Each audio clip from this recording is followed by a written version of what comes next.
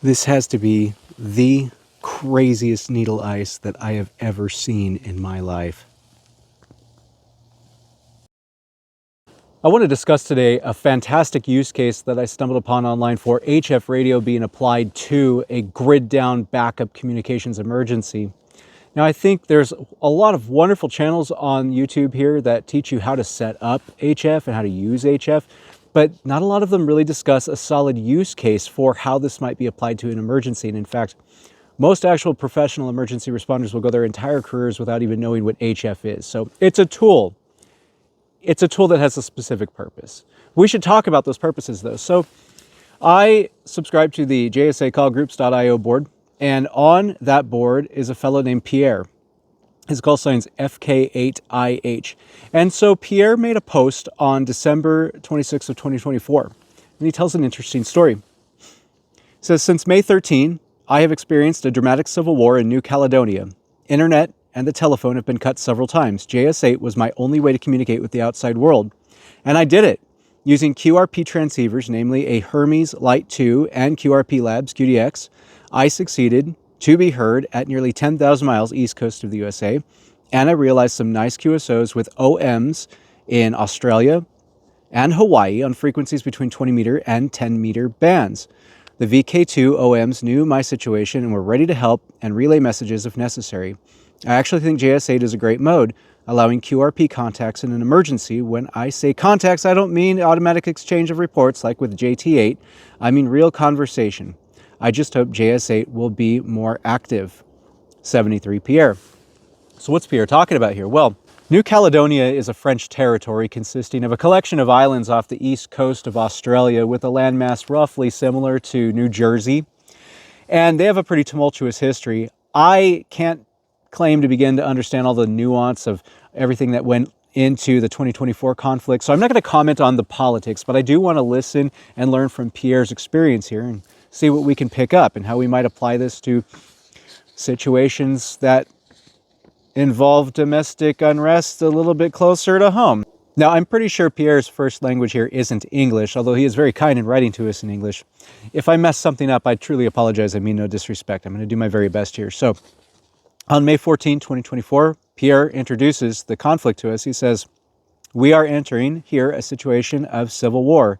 In case I cannot anymore communicate with the outside world, I shall use JS8 on 28078 to contact a station in AU or NZ or Philippines or Hawaii, which usually could hear me during the last weeks. That's the end of that post. Now, fast forward a few days to May 20, 2024, and Pierre starts talking about some of the psychological impacts this is having on him.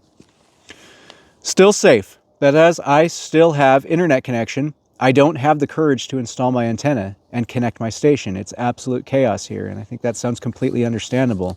Probably don't want to be the tall nail in that situation, huh? Now, Pierre gets over the terror he's feeling on May 27, 2024.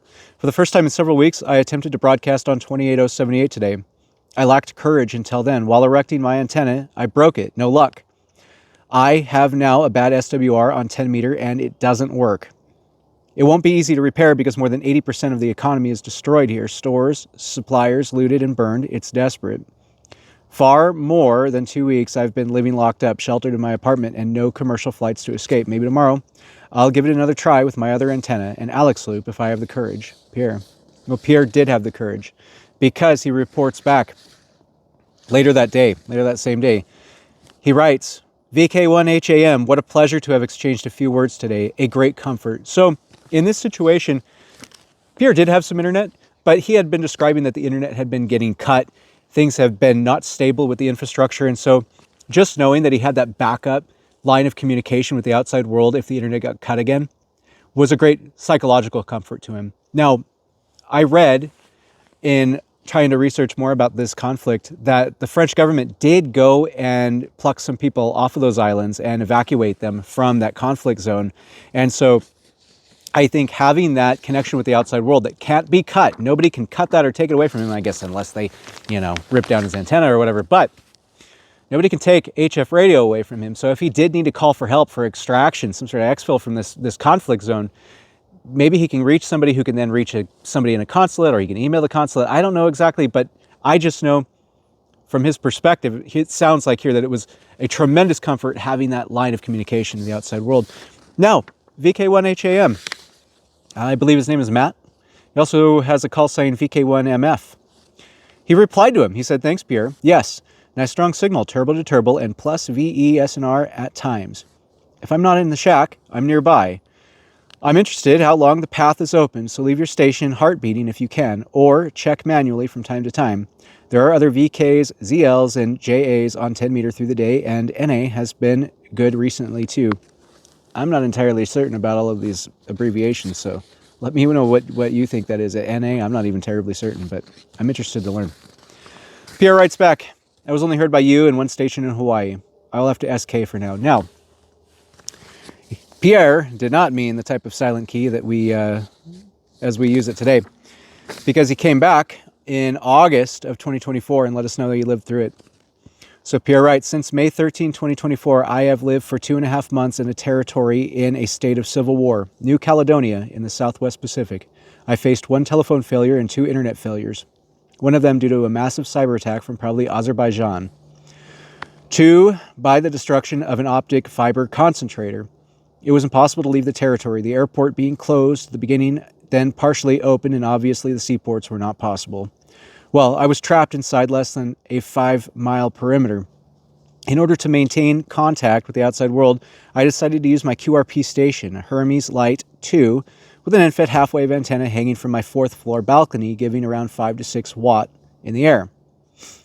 With an efficient digital mode, I chose JS8. I found a nice cooperation with VK1HAM and was certain I could communicate if it became necessary. During these months, I had many contacts on JS8 using JS8 call with stations as far as East Canada, Florida, nearly 9,000 miles with 6 watts, and/or my heartbeat transmissions were heard there, as I could see on PSK Reporter. This means that JS8 is a nice digital mode to communicate with low-power QRP in critical situations.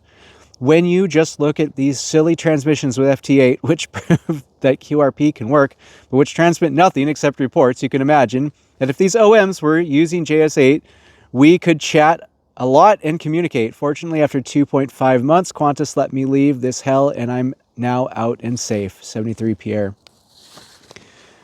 Pierre, I want to thank you very much for sharing your experience with us. I'm glad you made it out. I appreciate you thinking of us after going through that really tragic, horrible time that I'm sure was very traumatic. And the fact that you thought of us to share your lessons learned with us, I think that really shows that you are a kind person, and the fact that you were able to conquer your fears and even discuss those fears, I just really appreciate it from the bottom of my heart. So on February 1st, the boys with the Comm Syndicate and I are going to be having a live stream where we discuss some similar types of use cases in the situation of civil unrest. One being Iran, the other perhaps being America here coming up soon. I'm not going to claim that what we're going through is anything near as horrifyingly tragic and terrifying as what Pierre went through in New Caledonia, but I really don't have a crystal ball, so I can't tell you what the future looks like here. But could HF be applied to those situations? Perhaps. And we're going to discuss that a little bit more on Sunday, February 1st at 4 p.m. Pacific, 7 p.m. Eastern.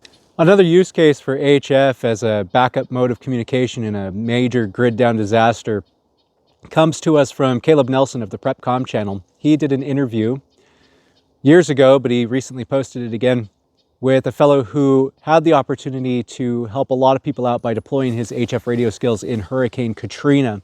Now, I went to Hurricane Katrina, but I did not have my amateur radio license at the time, and my ability to help was pretty limited by the people who I was working for. But this guy actually did get to help some people, and he was willing to share his lessons learned with us. And I think it's on us to all try to learn those lessons, and so that we can apply them to help people in the next big major disaster. So check out the link to Caleb's podcast interview in the show notes below, and I hope to interact with you all live on Sunday, February 1st with the Comm Syndicate at 4 p.m. Pacific, 7 p.m. Eastern, where we discuss these matters further, how we might apply amateur radio to situations of civil unrest.